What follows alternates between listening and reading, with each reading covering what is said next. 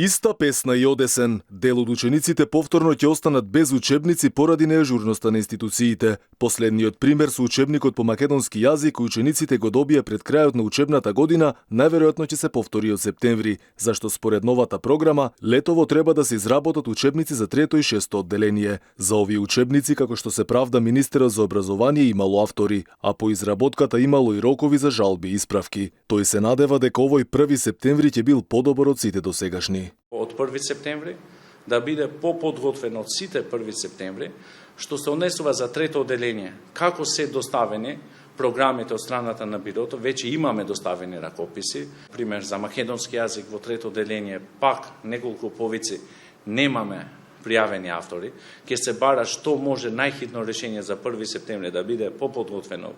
Во врска со грешките во учебниците, министерот рече дека очекува поголема внимателност од сите што се вклучени во процесот на одобрување и рецензирање, посебно од Бирото за развој на образование како и од Националниот совет за учебници.